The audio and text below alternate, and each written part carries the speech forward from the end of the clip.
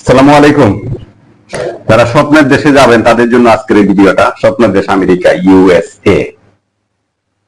আমার এক বন্ধুর ভাই আর কি আমেরিকা যাবে স্টুডেন্ট বিষয়।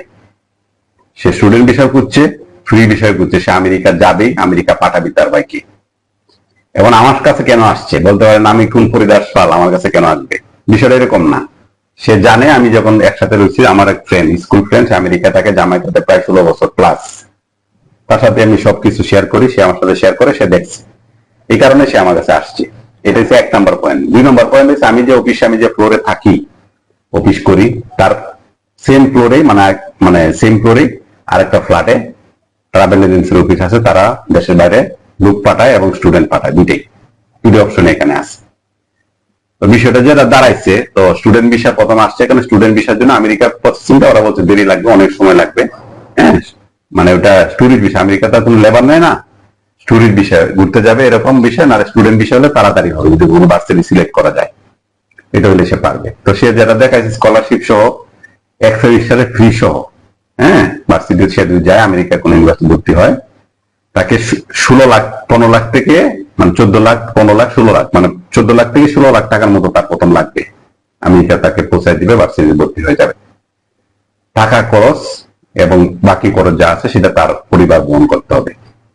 এখন তার কথা হচ্ছে যে স্টুডেন্ট বিষয় সেখানে যাওয়ার পরে সে কি কাজ করে সে পড়াশোনা খরচ চালাইতে পারবে না? যদি ফ্রি বিষয় যায় তাহলে সে কোনো কাজ পাবে কিনা, ওই জায়গায় ফ্রি হয়ে যায় যদি, তাহলে সে কাজ পাবে কিনা, আমেরিকা সে করতে পারবে কিনা।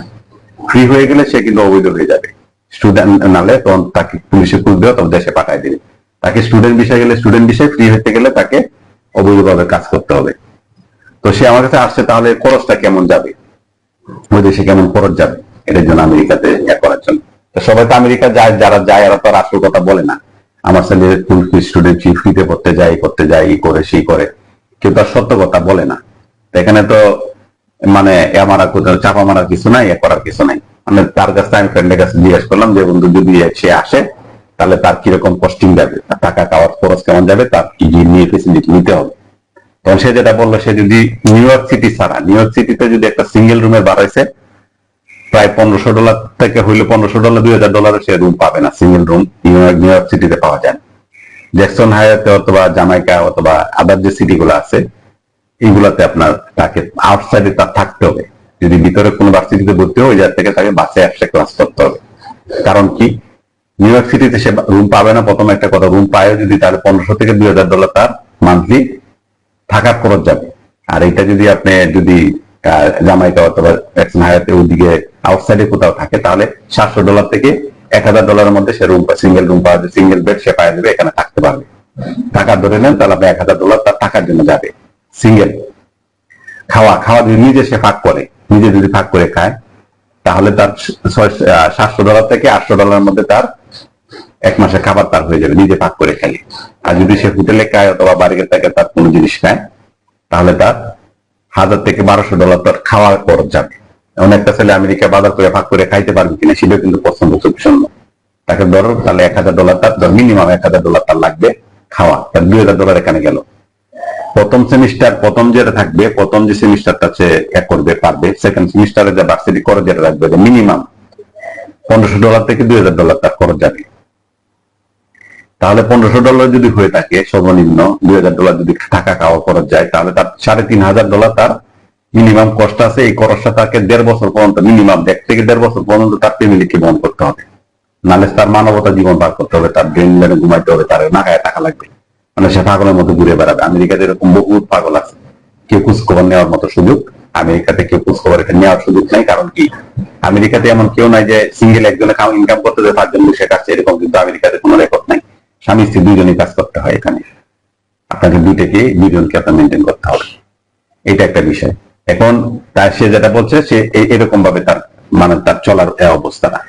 আর ওইখানে যে কাজ, যারা 1 থেকে 1.5 বছরের মধ্যে যদি যারা মানে কিরকম ওই দিকে ইনকাম, কাজ করলে কিরকম টাকা পাওয়া যায়, যাদের কাজ করা পারমিট আছে, যাদের গ্রিন কার্ড আছে, পারমিট আছে, তাদের ঘন্টা $15 থেকে $20 তারা পার ঘন্টা তারা ইনকাম করে, তারা খায়।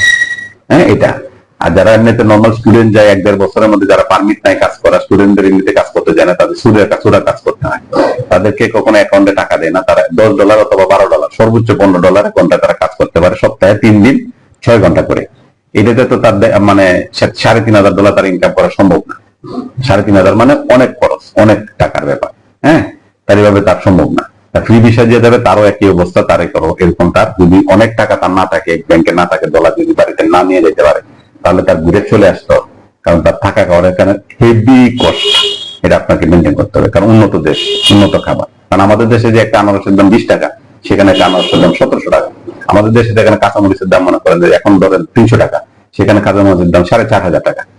উন্নত দেশ, সব কিন্তু উন্নত। তো আমি তাকে বন্ধুকে বললাম যে বন্ধু কি এমন শখ হইলো যে তোদের ফ্যামিলি থেকে আমেরিকা পাঠাইতে হবে? না, যে অনেকে থাকে এ করে যে বিদেশে থাকে, ইউরোপে থাকে, ইউরোপে থাকে বলে। ইউরোপের যে কষ্টের জীবন, হ্যাঁ, ইউরোপের থেকে মিডল ইস্টের দেশগুলোতে কষ্ট কম। কারণ কি, এখানে থাকা খাওয়ার খরচটা কম। একটা মানুষের থাকা খাওয়া কনফার্ম করার পরে আয়ের উৎসটা।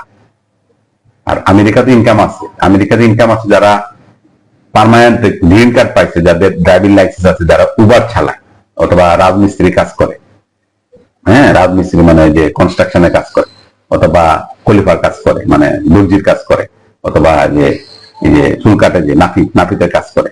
ওরা কিন্তু মানে আস্তে আস্তে, প্রথমে গিয়ে তো আর সেই কাজটা পাবে না। এই কাজটা সে কিন্তু আস্তে আস্তে পাইলে, এখানে টাকা আছে, এটা দিয়ে আপনার মোটামুটি ভালো চলে।